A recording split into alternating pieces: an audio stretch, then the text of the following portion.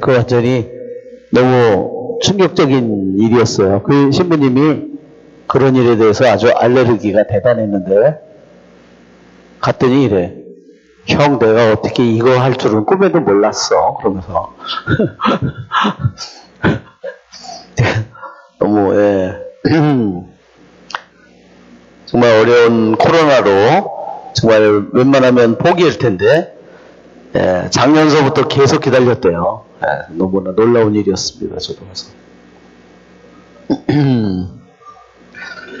주님의 기도를 하고 시작하겠습니다. 성부와 성자와 성령의 이름으로 아멘. 하늘에 계신 우리 아버지, 아버지의 이름이 거룩히 빛나시며 아버지의 나라가 오시며 아버지의 뜻이 하늘에서와 같이 땅에서도 이루어지소서. 저희에게 잘못한 일을 저희가 용서하오니 저희 죄를 용서하시고 저희를 유혹에 빠지지 않게 하시고 아멘. 성부와 성자와 성령의 이름으로 아멘. 참 예수님 네. 이제 다음 주부터는 또 대림절 시작되죠? 대림절에 무슨 결심을 우리들이 하나라도 여러분들 하셨겠죠? 네, 여러분 꼭 하셔야 돼요. 아주 조그만 거라도 정말 그냥 아무 그런 봉헌 없이 결심 없이 대림절을 시작하는 것은 말이 안 되는 거예요. 그렇죠? 자, 오늘 저희가 우리 필로칼리아 지난번에 지성을 지킴에 대하여 24번을 하다가 우리가 중간에 이제 다시 한번 이 내용을 읽어보겠습니다. 자, 24번. 폭풍우 속을 항해할 때 안내인이 필요하듯이 현세에서 우리에게는 기도가 필요합니다. 그러니까 우리가 신앙인으로서 우리는 말을 타고 내가 기수가 되어서 기마병이 되어서 내가 말을 타고 하느님이라는 목적지를 향해서 우리가 달려가고 있는 것도 하나의 비유이고 또 하나는 지금처럼 내가 키를 쥐고 배를 거친 바다를 때로는 고요한 바다를 해서 때로는 낮에 때로는 밤에 운행을 해서 목적지에 가는 이러한 항해사에게도 비유하는 겁니다. 왜냐하면 우리는 선한 생각과 악한 생각에 도전을 받기 쉽기 때문이죠. 예, 선한 생각이라는 바람, 악한 생각이라는 바람이 우리들에게 불어닥칩니다. 그렇죠? 만일 우리 생각에 경건과 이걸 우리는 디보션이라서 헌신 또는 봉헌이라고 합니다. 우리 생각에 봉헌과 신심과 하느님 사랑이 가득하다면 그 생각이 정념을 지배할 것입니다. 그러니까 우리의 생각이 하느님에 대해서 내 자신을 다 바친 영혼, 그렇죠?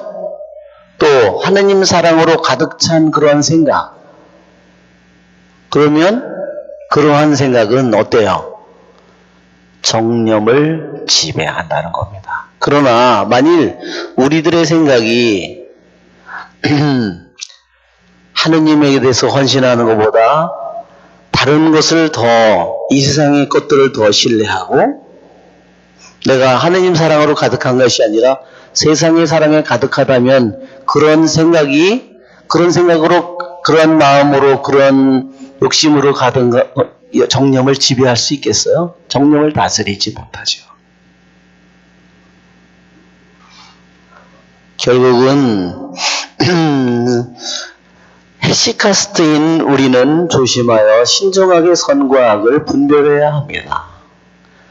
그리고 윗사람들이나 형제들과 함께 있을 때 실천해야 될 덕은 무엇인지 홀로 있을 때 실천해야 할 덕은 무엇인지를 알아야 합니다. 어떤 덕이 가장 중요하며 다음으로 중요한 것은 무엇인지 알아야 됩니다. 어떤 덕이 제일 첫 번째로 중요하고 두 번째 덕이 뭐가 필요하고 세 번째 덕이 무엇이 필요한가. 근데 이것을 의역했어요. 다음으로 중요한 것은 이렇게 했습니다. 그 다음에 영혼을 공격하는 정념은 무엇이고 몸을 공격하는 정념은 무엇인지, 영혼과 관련된 덕은 무엇이고 몸과 관련된 덕은 무엇인지 알아야 합니다. 교만이 지성을 공격하기 위해 사용하는 덕은 무엇인지, 허영심, 진노, 탐식으로 인도하는 덕은 무엇인지 알아야 합니다. 하느님을 아는 지식을 갖고 가로막고 일어서는 것으로부터 생각을 깨끗하게 해야 합니다. 우리 고린도 후서 10장 5절을 여러분 한번 같이 펴서 읽어볼까요?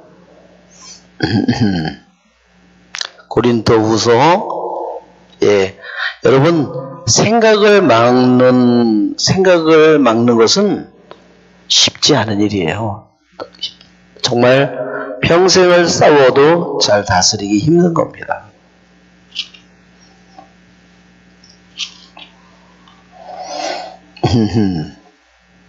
자,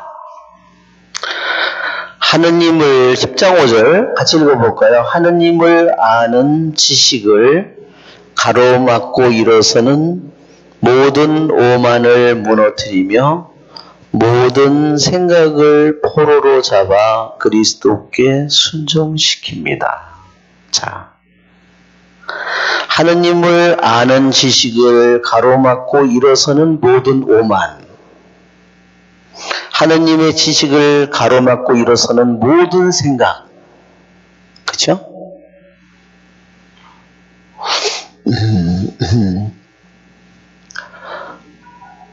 하느님께로 우리들이 가려고 하지만 그러한 우리를 흔들고 우리를 공격하고 우리들에게 수많은 불화살이 우리에게 날라옵니다. 그렇죠?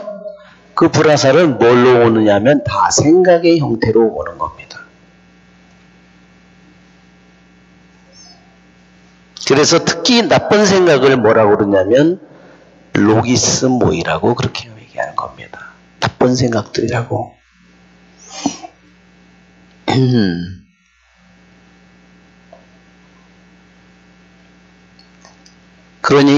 우리들 모든 인류가 처한 현실이 이거예요.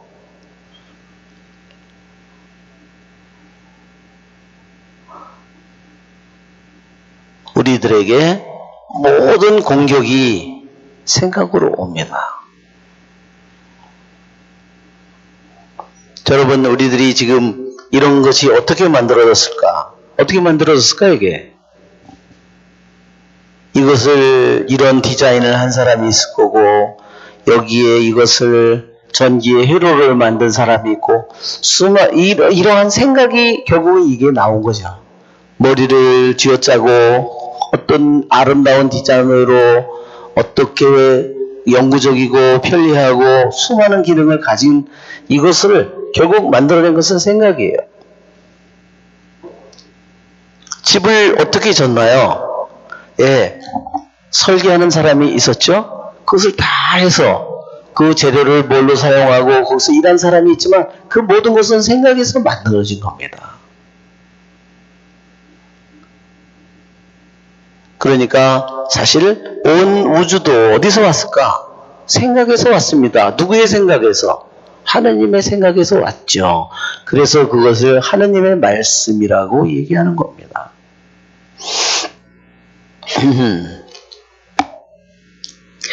그런데 우리 교부들은 이 필로칼리아를 통해서 생각을 어떻게, 하느님을 가로막고 일어서는 생각을 어떻게, 생각의 정체가 뭔지, 여러분 생각의 정체 배웠어요? 여러분이 배웠습니다. 생각의 정체.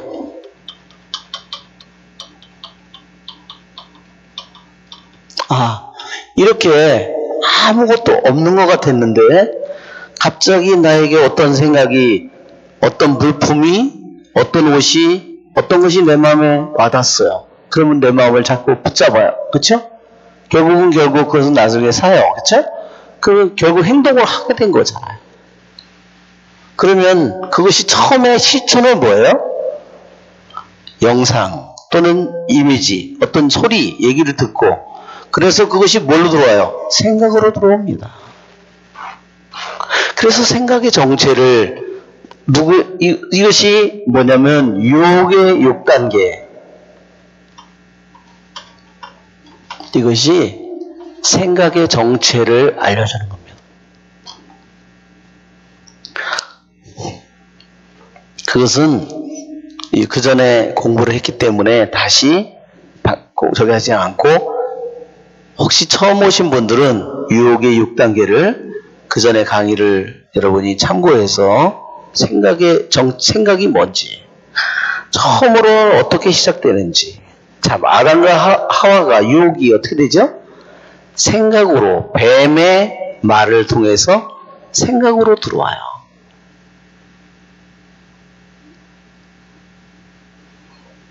모든 우리들의 삶이, 우리 하루하루의 모든 삶이 이와 같이 이루어지는 겁니다.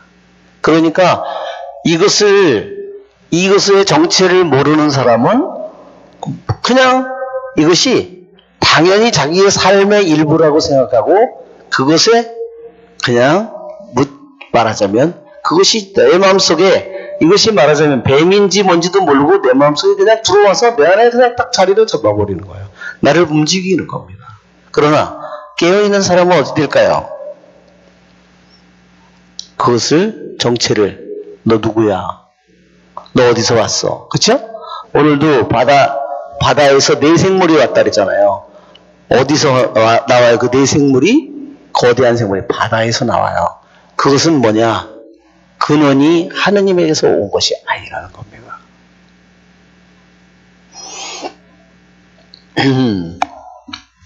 자,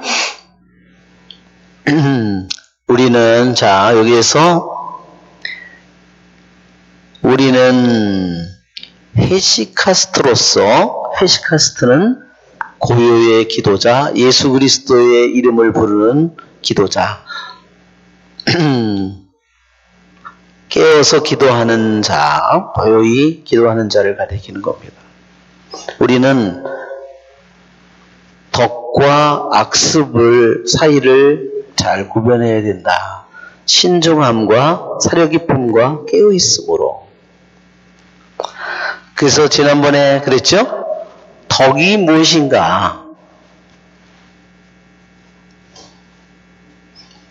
덕이 무엇이고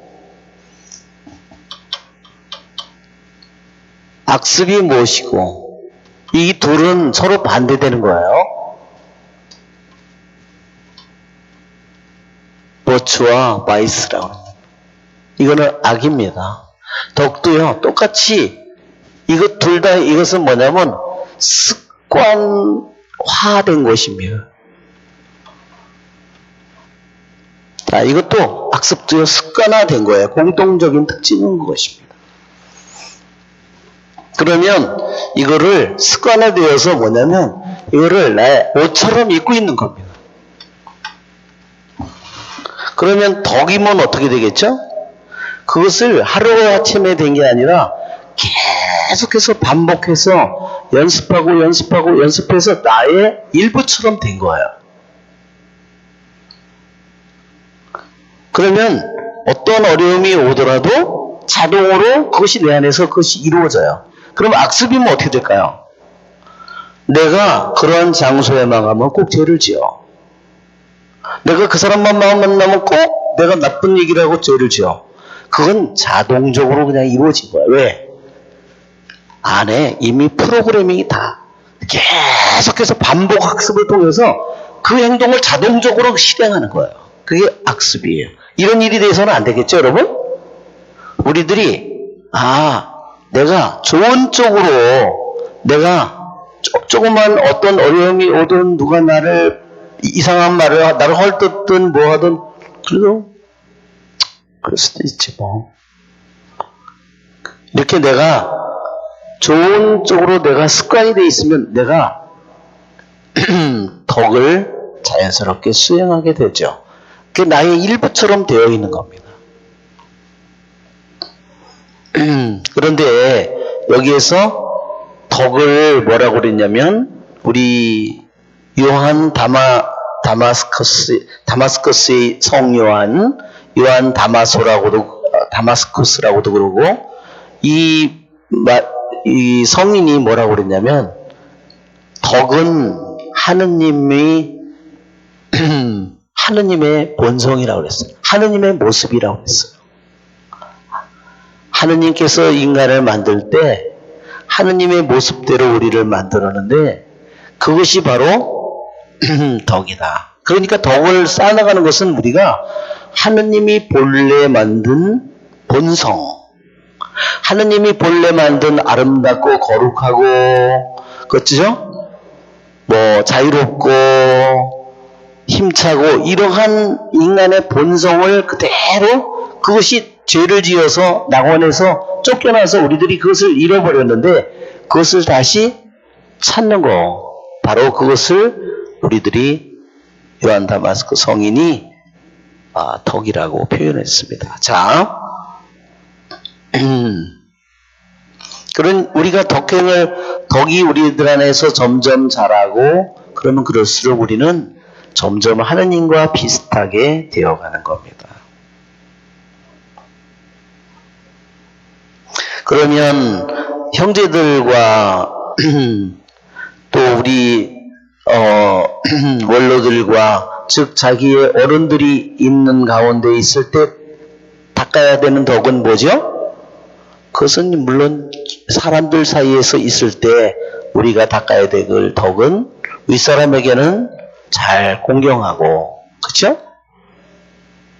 겸손해야 되고 그렇죠? 동료들에게는 어떻게 했죠? 동료들에게는 사랑을 해야 되겠죠. 잘 참아주고 잘 들어주고 이런 일들이겠죠. 그러나 혼자 있을 때 닦아야 되는 덕은 무엇일까? 그것은 자기의 외로움을 잘 봉헌해야 되는 거죠. 그렇죠? 혼자 있을 때. 혼자 있는데 그냥 인터넷이나 하고 컴퓨터나 하고 휴대폰이나 두들기고 휴대폰이나 열어보고 그것만 하고 있으면 혼자 있는 게 아니에요. 그렇죠? 혼자 있는 시간에 닦는 덕이 결코 아니라는 겁니다. 혼자 있는 시간에 닦는 덕, 혼자 있는 시간에 내가 닦아야 될 덕은 뭘까요?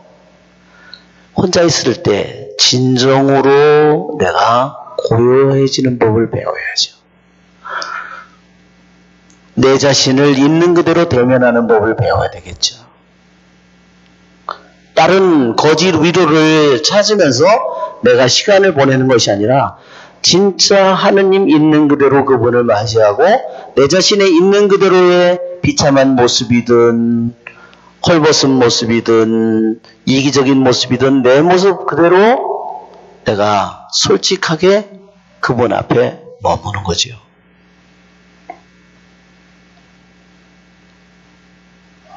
그래서 혼자 있는 시간을 잘 사용하는 사람은 이미 하느님께 가까이 간 겁니다.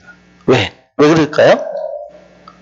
그 안에 수많은 전쟁이 이미 끝난 거죠. 왜? 혼자 있는 시간에 내가 이번 휴가 때가 되면 아주 내가 이번에 못 본 영화를 내가 다 세려다 봐야지.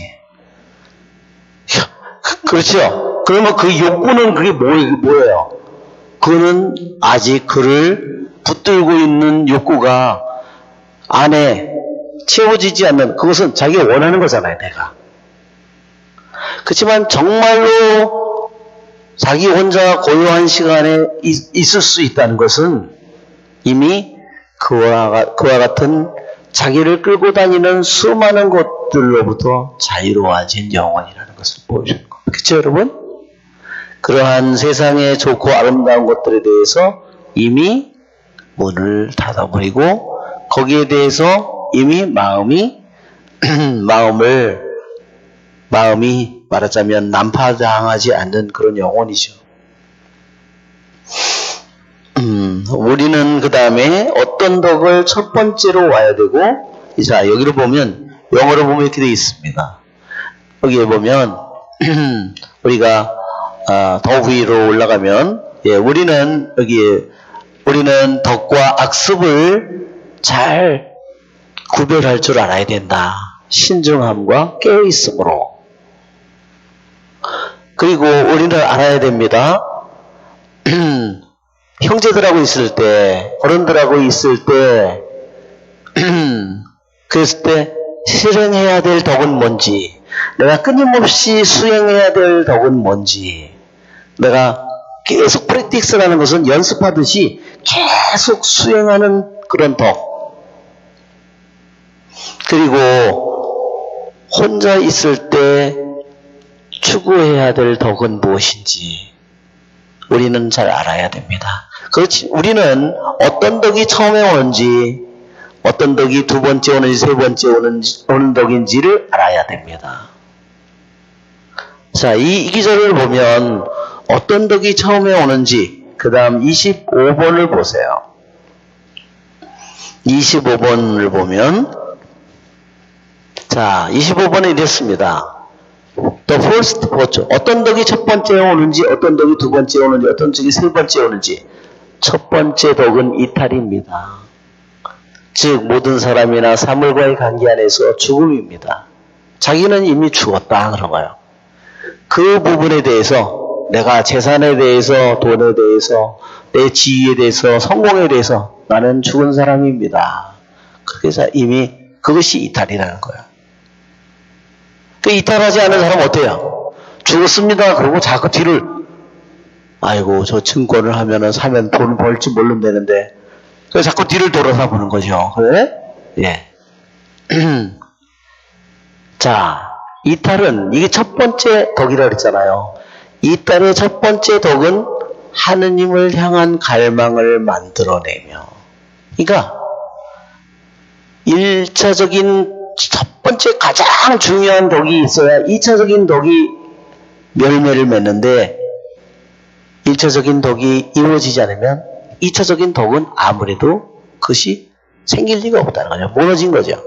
자, 이탈은 첫째 덕은 하느님을 향한 갈망을 만들어내고, 하느님을 향한 갈망은 자연과 일치하는 내용을 이렇게, 여기 자연과 일치하는 게 본성에 일치하는 이런 뜻입니다. 자, 그러니까 세상적인 이런 것에 대해서 완전히 죽지 않은 영혼이 어떻게 하느님을 향한 갈망이 생기겠어요? 하느님을 갈망을 자기가 생겼다고 자기는 생각하지만 그것은 가짜다. 진짜 하느님을 향한 갈망이에요. 왜? 세상에 대한 욕심과 욕망이 자기 안에서 막 불타오르고 있는데, 하느님을 향한 거룩한 불이, 속된 불하고 거룩한 불을 같이 태울 수가 없어요. 그래서 우리가 구약에 보면 사제들이 나답과 아비후가, 아론의 아들인 두 아들이 속된 불을 바치다 죽었잖아요.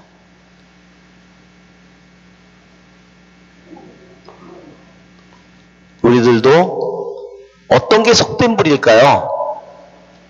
내가 인간적이고 세상적이고 자기중심적인 욕망이 내 안에서 불타오를 때 그것은 세속적인 불이죠. 자, 하느님을 향한 갈망. 자, 우리는 이런 것을 보면 엘리야가 생각납니다. 그렇죠? 이사야나 엘리야나 이 수많은 예언자들이, 엘리사나, 그렇죠? 사무엘이나 어떻게 엘리야가 하늘로 올라갔을까? 그것은 이미 그의 영혼이 하느님을 갈망하는 그 마음의 불이 끊임없이 이미 엘리야의 안에서 타고 있었어요.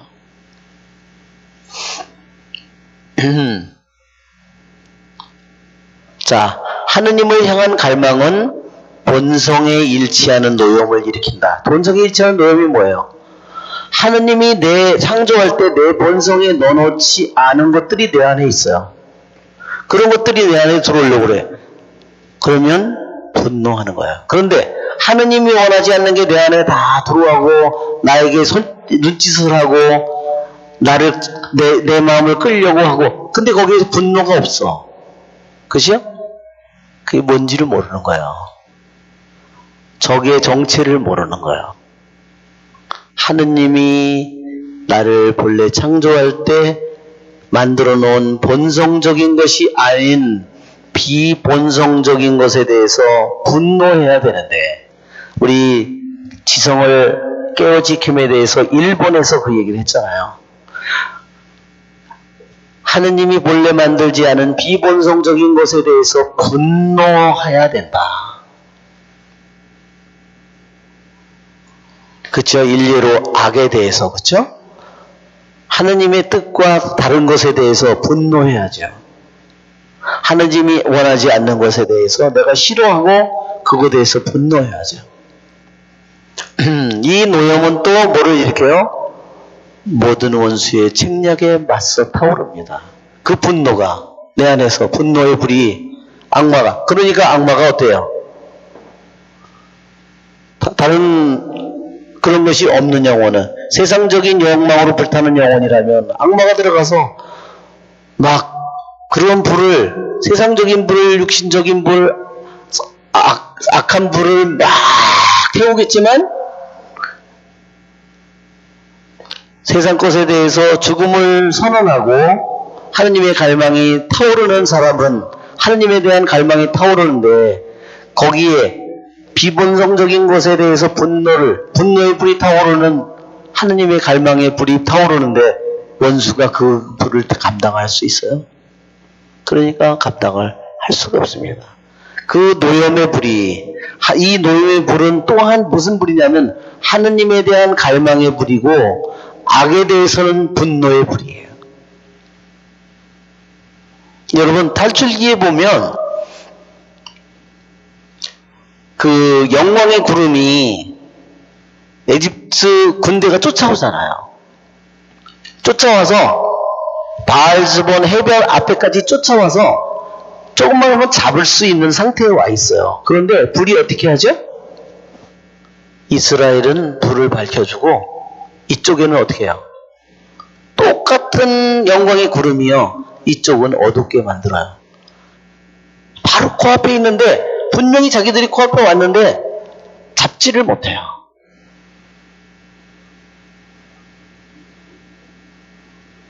하느님의 사랑의 불이 하느님을 사랑하는 영혼에게는 정말로 갈망하고 원하는 타오르는 불이 되지만, 원수들에게는 어떻게 될까요? 그것이 심판의 벌이 되는 겁니다. 그러니까 하느님을 사랑하는 마음을 가진 사람에게는 하느님 사랑의 불이 어때요? 갈망의 불이고, 그의 영혼을 끊임없이 하느님에게로 올라가는 불이 되게 만들지만, 하느님을 사랑하지 않고 세상을 사랑하는 사람에게는 뭐예요? 그 불이 자기에게는 심판의 벌이 되는 거예요. 이 보자와 라자로의 저기 속에서 나타나는 것과 똑같습니다.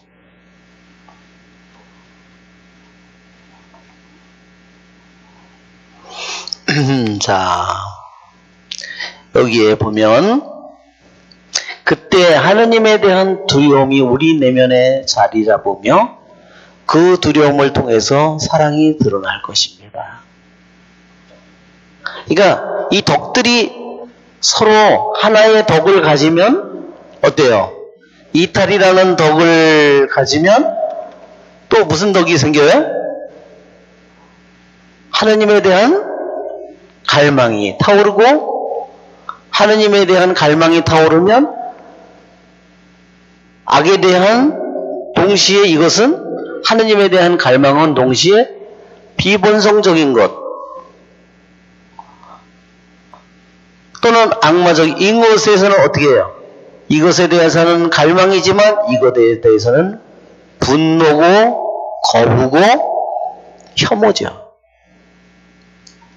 이렇게 하느님 쪽으로는 갈망이 되지만 악적으로는 거부와 반발과 혐오와 거절과 이런 거를 반대쪽으로 작용을 하는 겁니다. 이게 그 다음에는 이것이 뭐예요? 이것이 하느님에 대한 두려움. 그래서 이것을 통해서 이것을 결국은 뭐냐? 하느님에 대한 사랑으로. 이렇게 이 덕이 하나를 닦으면, 하나가 저게 되면 그냥 자라듯이, 물이 흘러가듯이 이렇게 우리에게 온다는 겁니다. 이 딸이 제대로 안 되면 어떻게 될까요? 맨날 원점을 맴도는 겁니다. 그냥 갔는데 가는 것 같다가 또 돌고, 또 돌고, 또 돌고, 또 돌고, 예, 이게 맴도는 겁니다. 자, 우리 영적 등정에 사다리 그림이 있어요. 사다리 그림이 있는데 한번 보겠습니다. 사다리 그림이 더 크게 되려는지 모르겠는데, 이것은 동방교회의 유명한 그림이에요. 여기에 이 사다리, 이것은 야곱의 사다리를 생각나게 합니다. 그렇죠? 이것이 뭐라고 그러냐면 하느님께 올라가는 하느님께, 이거를 우리말로 이거를 표현하자면 하느님께로 올라가는 사다리, 이렇게 제목이 이렇습니다. 하느님께 올라가는 사다리. 그래서 이 사다리는 땅과 하늘까지 연결이 되어 있어. 출발은 지상에서 출발하지만 그 종점은 바로 하늘이고 예수님이에요. 여기에는 이게 예수님입니다. 예수님이 두 팔을 들고 예수님께서 맞이하시는 거예요. 자, 여기 왼쪽에는 누가 있어요? 천사들과 성인들이 여기에서 이것을 잘 오도록 기도를 바치고 있어요. 천상의 군대입니다. 여기는 지상의 군대예요. 지상의 성도들입니다. 여기는 이렇게 흙으로 덮인 것 같죠? 왜 하필이면 저거는 말하자면 수도원을 의미하기도 하고 무덤을 의미하는 거예요. 죽은 자다 이거야. 세상에 죽은 자다. 그래서 그 사람들이 여기서 응원을 하는 겁니다. 뭐라고 써있냐면요. 여기 원래 그 의미에 써있는데 올라가라 올라가라 올라가라 올라가라 그렇게 하고 있는 겁니다. 근데 악마들은 어떨까요? 떨어져라 떨어져라 떨어져라. 예, 불화살을 가지고 있죠? 예, 그래서 정신을 딴 데 쓰고 있는 그런 사람들을 쏴서 어떻게 해요? 잡아서 닦이잖아요. 그래서 여기가 뭐냐면 이게 악마의 입이에요. 거기 거꾸로 처박히는 겁니다. 이 사다리의 그림은 여기 보면 이게 계단이 이게 30개의 계단이 있어요.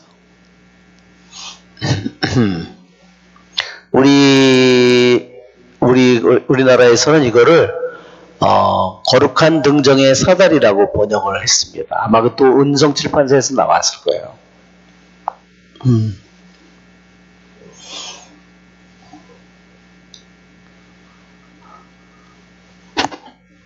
근데 번역은 정말로 마음에 안 들죠.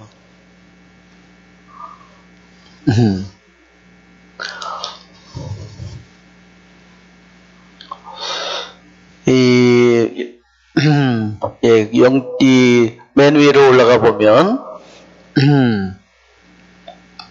이 영적 등정의 사다리가 계단이 첫 번째, 두 번째 이렇게 해서 맨 밑에 가면은 이게 30번째 계단까지 30번 계단에 있어요. 자, 우리 그 그림을 다시 보면요. 그림에서 우리들이 여기에서 우리들이 보면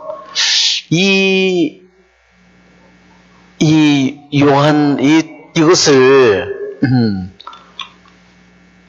거룩한 등정의 사다리라는 책을 쓰신 분은 요한 클리마코예요.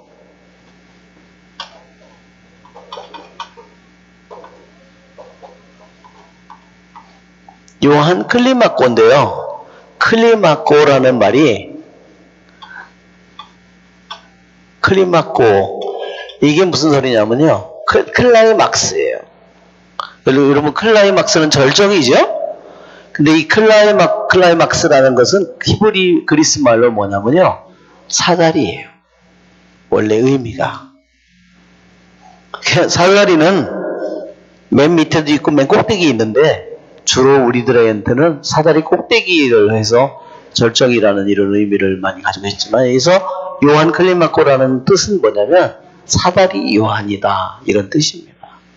사다리 요한.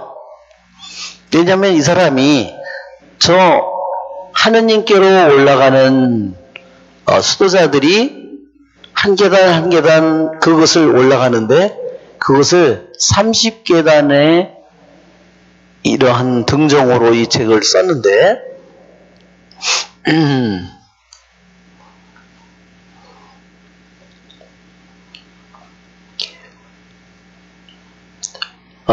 이 사다리로 표현한 이 여기에는 물론 우리들이 창세기의 야곱의 사다리, 천사들이 오르락내리락 하는 야곱의 사다리죠. 이 사다리는 또한 누구의 상징이에요? 예수님의 상징입니다.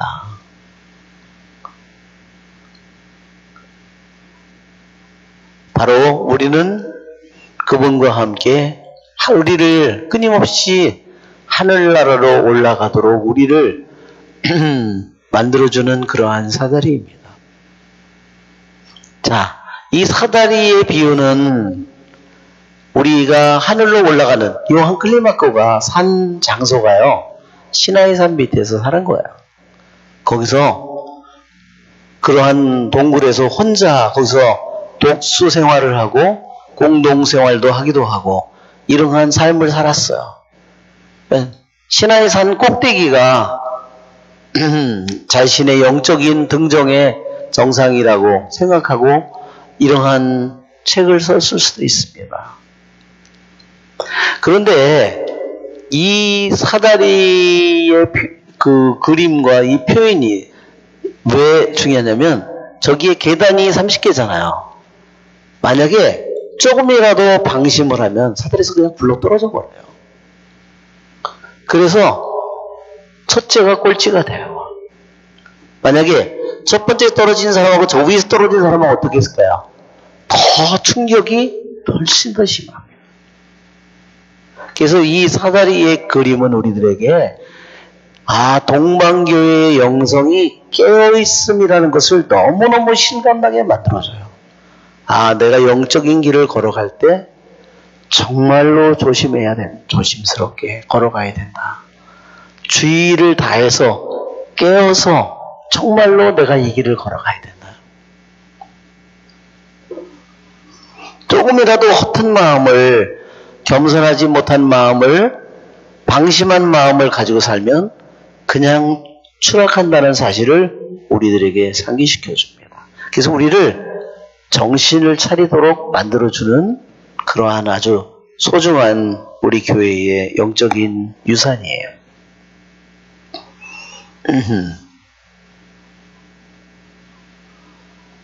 그래서 그 30개의 계단 중에서 아까 목차를 보면 목차 중에 우리 이탈이 얼마나 중요한가? 우리 아까도 여기 책에서 그랬죠? 첫 번째 닦아야 될 독이 있고 두 번째 닦아야 될 독이 있고 세 번째 닦아야 될 독이 있다.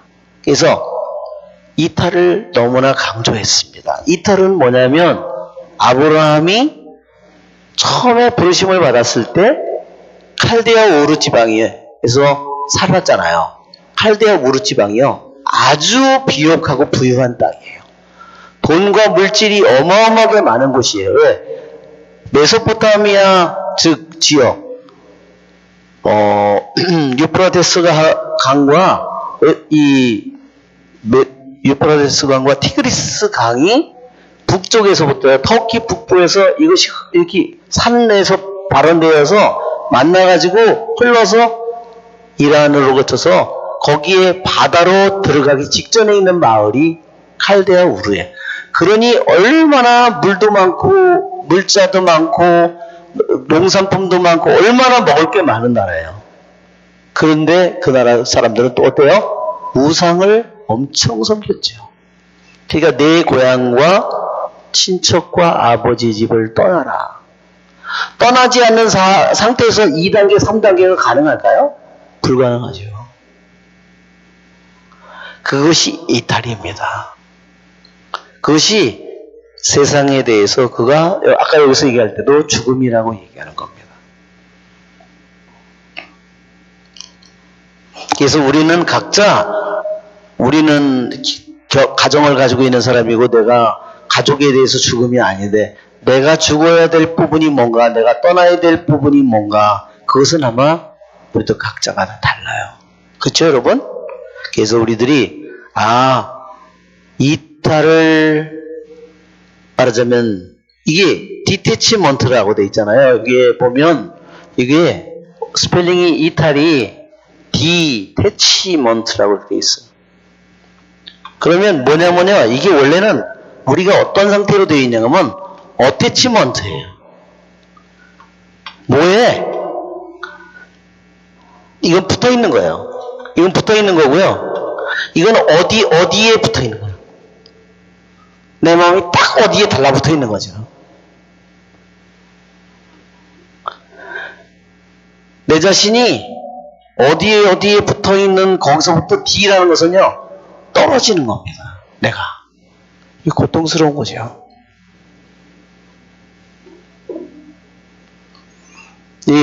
이 말은 분리를 의미하는 겁니다. 나의 어디에 꽉 붙어 있는데 거기서 완전히 자르듯이 해서 분리되는 겁니다.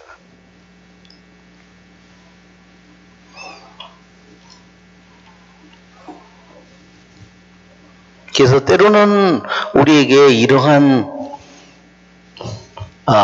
이탈 또는 이러한 우리들이 거기서부터 벗어나는 거죠.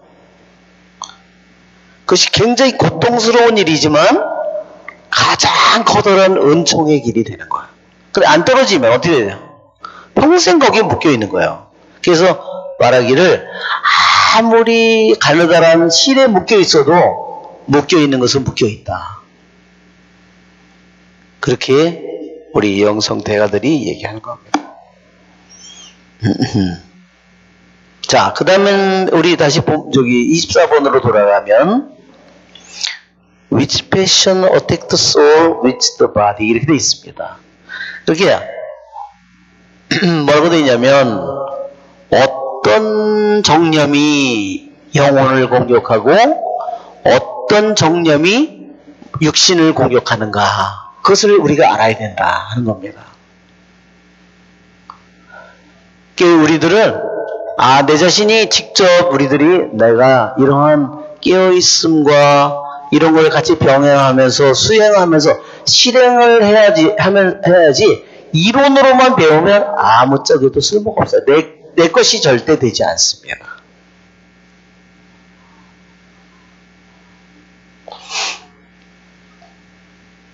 그러면 어떤 패션이 어떤 정념이 영혼을 공격하는 정념이고 몸을 공격하는 정념은 뭘까? 우리 한번 말그림을 한번 볼까요? 기마병 그림을 보면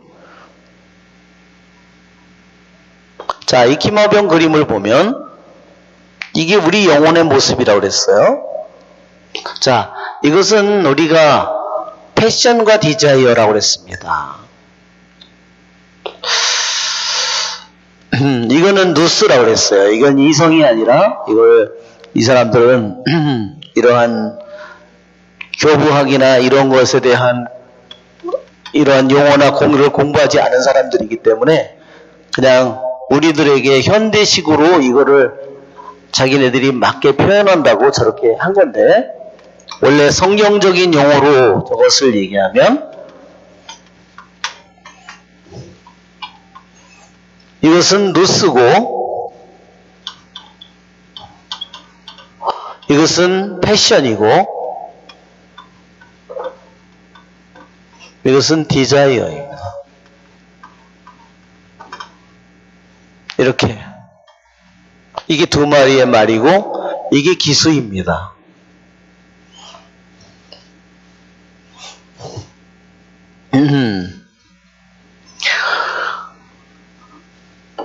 자, 그런데 나중에는 이 패션이라는 용어가 이것은 여기는 패션이라고 여기는 이렇게 되어 있지만 나중에는 점차 시간이 지나면서 이 전체를 우리의 하느님이 본래 만들지 않고 죄에 물든 우리 인간의 일그러진 우리들의 모습을 전체를 표현하는 단어가 말하자면 뭐가 되냐면 눈먼 우리들이 이것이 패션이 된 거야. 우리들이 패션이라는 말을 쓸 때는 이런 건데 정확하게 그 구체적인 의미를 얘기할 때 이건 광의의 의미로 패션이고요. 이것은 좁은 의미로의 패션이에요. 자, 이 부분은 뭐냐면요. 어떤 부분이냐면 에피티티브라고 그랬어요.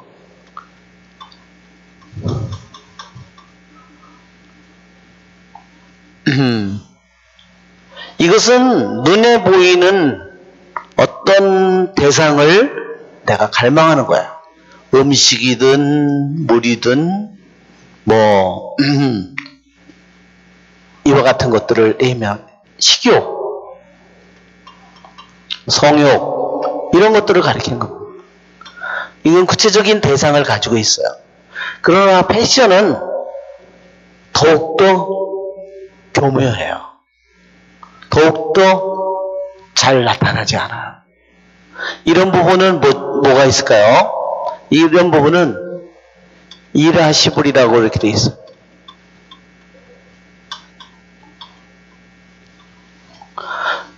이것은 무슨 뜻이냐면 이라시불이라는 것은 분노하는 거예요.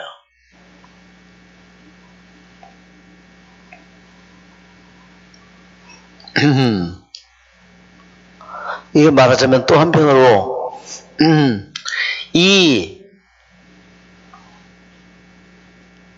두 가지가 말하자면 하나는 말을 하는데 하나는 까만 말이고 하나는 백마라고 했어요. 까만 말은 이것을 의미하는 겁니다. 바로 우리들이 식욕, 성욕 같은 것을 까만 말이라고 했고 이것을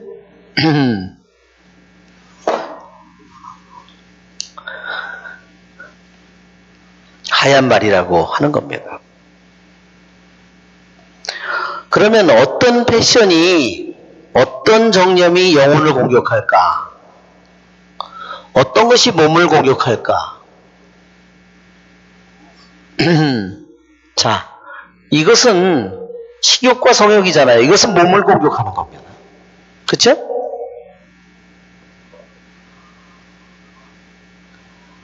소울은 어때요? 소울은 더욱더 정신적이고 내적인 거야. 이것은 바로 육적인 부분을 가리키고 몸에 관련된 거예요. 몸.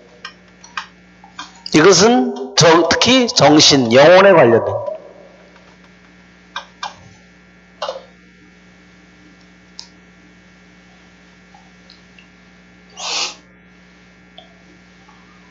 자, 그래서 우리 한번 글을 볼까요? 우리 글 한글 파일 중에서 우리 제목을 보여주면 저기에 저 위에서 첫 번째 한글 파일을 보면 뭐가 되냐면 첫 번째 파일 맞아요? 아니 그거 말고 위에 그거.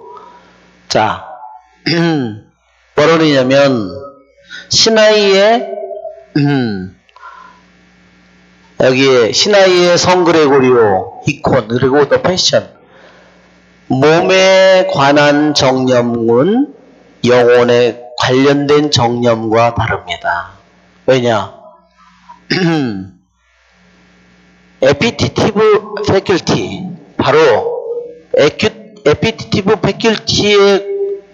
패culty에 영향을 미치는 그러한 정념과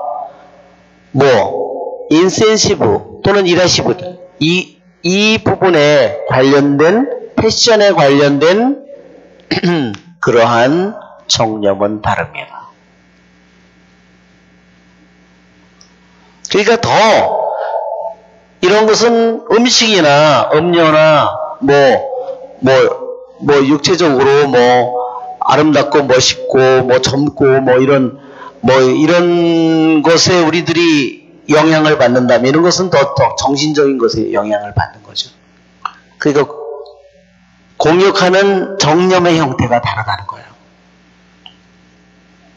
그리고 왜 그것을 알아야 되느냐면 이런 것은 음식이나 음료나 육신적으로 몸짱이나 이런 거나 몸매나 이런 걸 통해서 오는 거니까 그런 것을 잘 막아낼 줄 알아야 되고 그것은 내가 어떻게 해서 그걸 막느냐 이것을 절제함으로써 그것을 공격을 막아내게 된다는 거예요. 그것을 알기 위해서 이렇게 얘기하는 겁니다. 그래서 예로부터 최전방 마귀를 한번 보면 최전방 마귀를 보면 이렇게 돼 있습니다. 우리 글 중에서 한글 파일에 최전방 마귀는 이렇습니다. 은성출판사에서 나온 수독생활을 실천한 우리를 최전방에서 공격하는 마귀의 세 집단이 있습니다. 탐식의 욕구를 부추기는 마귀, 탐욕적인 생각을 선동하는 마귀, 사람들로부터 존경을 추구하도록 선동하는 마귀. 자, 보세요.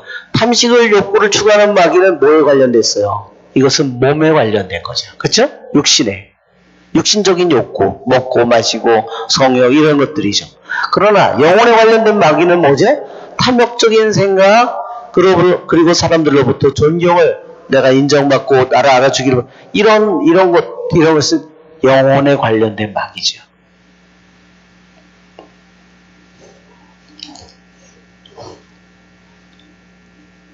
자, 여러분 왜 이렇게 동방교부들이 최전방 공격마귀가 세 집단이 있다고 그러냐?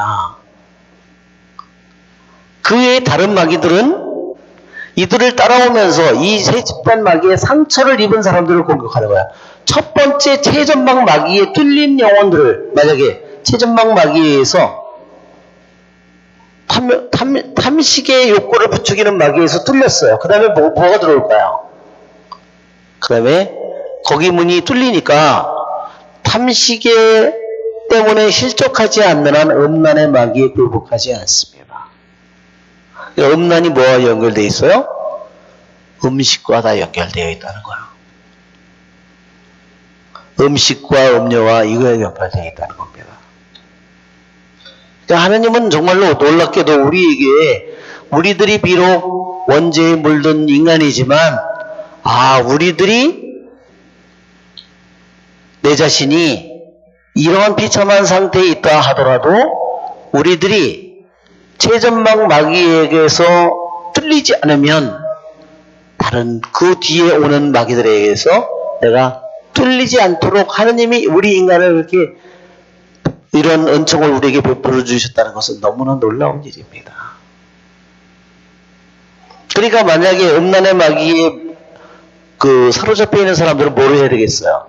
그러니까 먼저 첫 번째 문이 뚫리지 않도록 음란의 마귀 자체와 싸우는 게 아니라 첫 번째 탐식의 그 마귀에 실족하지 않도록 거기와 잘 싸워야 되는 거죠. 그러면 싸움이 어떻게 돼요? 쉬워지는 거죠.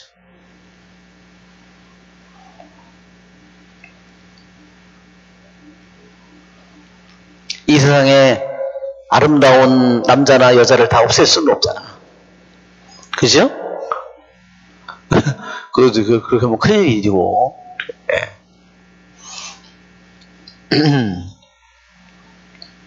그래서 여러분 왜 교부들이 최전방 공격 마귀의 세 집단이 있음을 어떻게 알아냈을까요? 자, 우리 PPT 영상에 보면 예수님 유혹을 받는 거를 한번 볼까요? 예수님 유혹받는, 자, 여기 예수님 유혹받는 장면을 보면 여기에 그 다음에 이 장면이 나오죠. 자, 이것은 예수님이 유혹을 받는 세 모습이고 악마가 하나하나 예수님을 공격하고 있습니다. 여기 악마가 공격하고 맨 나중에는 천사가 그분에게 시중을 들읍니다. 유혹이 끝나고 예수님이 승리하는. 자, 여기에 이것은 무엇을 의미하냐면 바로 이 악마들이 여기 뭘 가져왔어? 아, 이거는 여기 보니까 이게 뭐예요? 빵이네? 이거 보니까 천사가 아니라 악마네. 여기 빵을 가져왔죠? 돌멩이를 가져왔죠? 이 돌도로 빵이 되게 해보라고. 이거는 모르는 생각을 부추기는 걸까요? 탐식의 욕구를 부추기는 악마예요. 그러면 두 번째, 뭐를? 성전 꼭대기에 세우고 뛰어내려봐. 너를 과시해봐. 이것은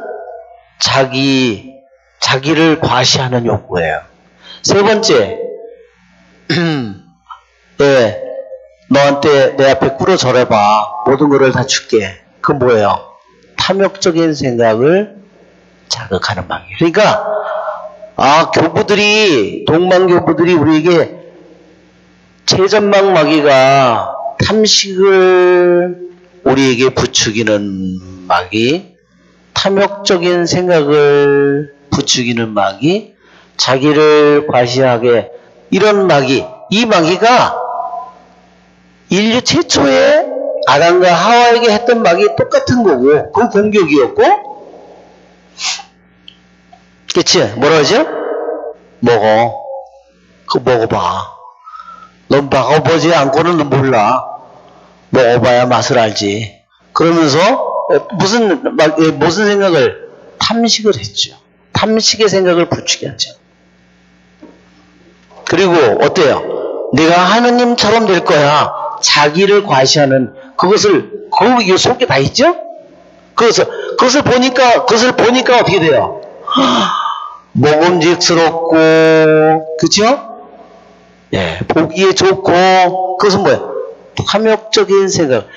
이 세 마귀가 똑같이 인류의 원조인 아담에게 똑같이 공격을 했다는 거. 그리고 예수님에게도 똑같은 공격을 했고, 그러면 우리에게도 똑같은 공격이 우리에게도 계속되고 있다는 것을 보여주는 겁니다. 그리고 예수님께서는 그것을 어떻게 이기는지를 예수님은 우리에게 보여주시고, 너도 이길 수 있다. 그것을 우리에게 가르쳐 주는 겁니다. 그렇죠, 여러분? 네. 최전방 마귀에 함락당하지 않으면, 뚫리지 않으면 그의 영혼은 그 위에 아무리 수백의 악마들이 공격을 해도 걱정할 필요 없다. 뚫리지 않는다는 겁니다. 그것이 우리 교부들이 우리에게 알려준 겁니다. 다시 우리 본문으로 우리가 돌아가 보면, 자, 우리는 그 다음에 우리는 어떤 덕을 프라이드가 사용하는지, 지성을 공격하기 위해서, 즉 누스를 공격하기 위해서 교만이라는 놈이 어떤 덕을 이용할까요? 여러 가지가 있죠. 내가 금식도 하고, 철야도 하고, 여러 가지 우리들이 하는 것을 교만은 어떻게 할까요? 그래, 네가 최고야. 그렇게 함으로써 우리들이 한 어떤 사람이 자선을, 우리 마태복음에 있는 것처럼 자선하고, 단식하고, 선행을 하고, 그치요? 그 모든 것들을 어떻게 해요?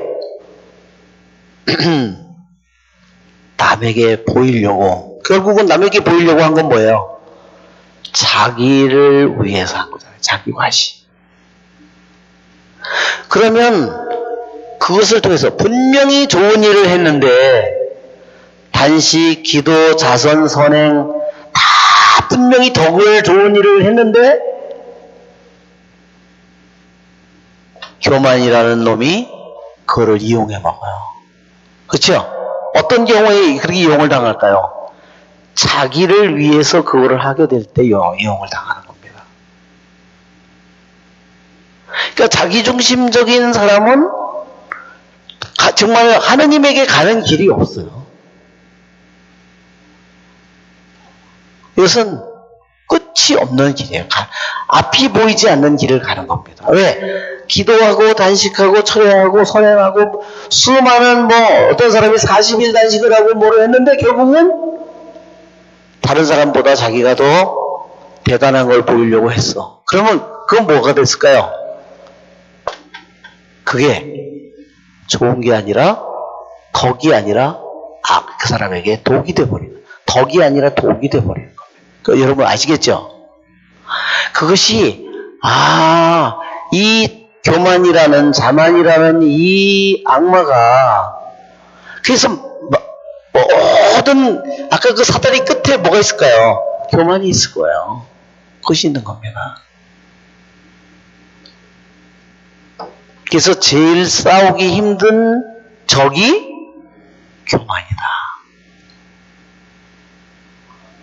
그래서 우리들이 제일 싸우기 힘든 적이 뭐냐면요. 허영과 교만이라 그랬어요. 이 허영은요. 또 교만의 동전의 양면과 같아요. 허영은. 이 허영은 그냥 무슨 우리말로는 별로 의미가 잘 안 나타나는데 이것을 베인 글로리라고 합니다. 이건 뭐냐면 헛된 영광이에요. 진짜 영광이 아니에요. 참 영광이 아니에요. 헛된 영광이에요.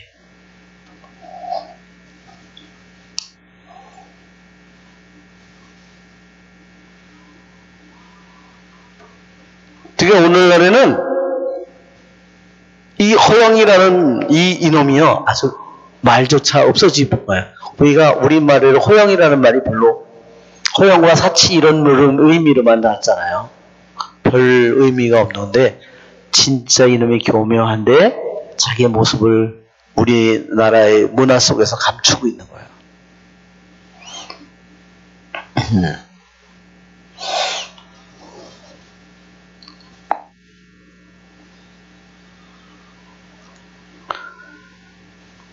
그러니까 결국은 이 누스를 이 마음의 눈, 영혼의 눈을 멀게 하기 위해서 교만이라는 놈이 나의 좋은 덕을 이용해서 그러니까 어떻게 해요? 내가 훌륭한 일을 한 모든 것을 다 망가뜨리는 거죠. 정말 생각해보면 얼마나 기가 막힌 일이에요. 그 사람이 어떤 사람이 평생 동안 신앙을 생활을 하면서 나름대로 열심히 자기가 희생도 하고 수많은 기도도 하고 수많은 덕을 쌓았는데 교만이란 놈이 그것을 다 한순간에 망가칠 수 있다는 거예요. 그러니까 우리가 그것을 막으려면 어떻게 해요? 교만이라는 것이 내 안에 나를 높이고자 나를 과시하고자 하는 욕구가 항상 있기 때문에 내가 끊임없이 내가 교만의 이런 악마와 싸우기 위해서 내가 해야 되는 것은 뭐냐면 내가 정말로 겸손해야겠다. 아시겠죠? 그래서 악마가 제일 싫어하는 사람이 겸손한 사람이에요. 왜? 자기는 똑똑한 사람, 거룩한 사람, 무슨 사람, 절제하는 사람, 모든 사람을 다 자기가 이길 수 있는데 이기지 못하는 사람은 뭐만? 겸손한 사람만은 이길 수 없어. 왜? 자기가 교만하기 때문에. 그러니까 악마는 겸손한 사람을 보면 어떨까요? 거품을 물겠어. 뒤집어지는 거죠.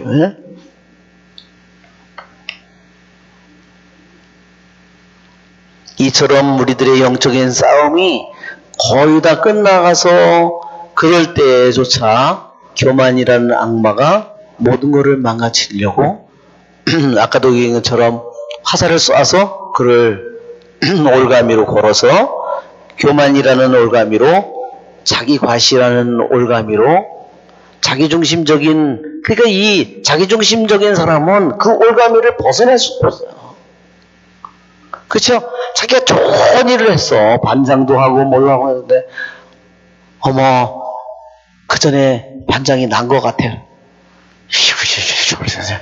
그러면 이제 뒤집어지는 거야. 예. 그게 자기는 그냥 자기가 조금이라도 그런 거 했으면 그걸로 감사하고 만족해야 되는데 겸손하지 못하면 이와 같은 일이 반드시 벌어지는 겁니다. 그쵸? 그럼 큰일 나죠.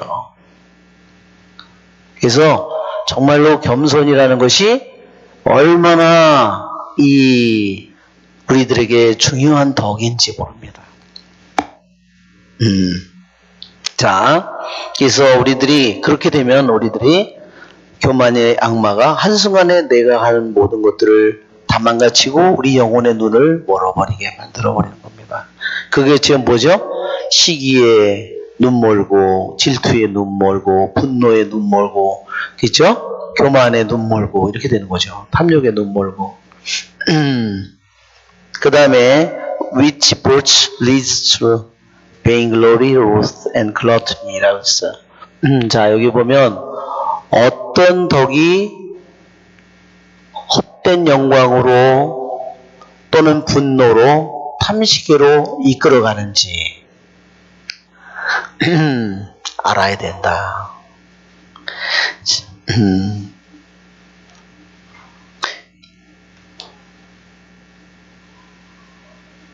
이가 좋은 덕이 좋은 덕이 어떻게 해서 헛된 영광이나 분노나 이런 쪽으로 우리를 끌고 갈까요? 그것은 우리들이 제대로 절제를 하지 않고 너무 지나치게 만약에 지나치게 절식을 했다고 한번 단식을 했다고 생각해 보세요. 그럼 어떻게 될까요? 그러면요 너무 지나치게 단식을 하면 나중에 몸이 정상적인 상태로 절대로 돌아오지 않는 경우가 생기는 겁니다. 그러니까 어떻게 단식을 하거나 해도 어떻게 해야 될까요? 절식을 하더라도 어떻게 해야 될까요? 지나치지 않게 잘 교회의 가르침을 따르고 영적 지도자의 지도를 잘 따라야 되는 거죠. 너무 지나치게 자기가 하면은 그 다음에는 왜? 내가 건강을 잃었으니까 건강을 되찾으려고 지나치게 많은 탐식을 당연히 갖게 된다는 거죠.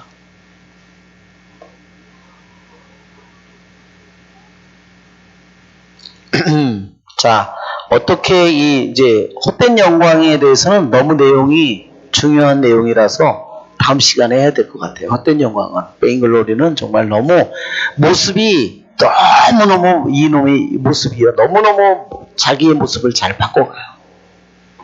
그래서 이 베인글로리하고 교만하고는 한 놈이나 마찬가지라고 했어요. 그러니까 말하자면 동전의 양면과 같다고 했습니다. 오늘은 여기서 마치도록 하겠습니다. 은총이 가득하신 마리아님 기뻐하소서. 주님께서 함께 계신 여인 중에 복되시며 대중의 아들 예수님 또한 복되시나이다.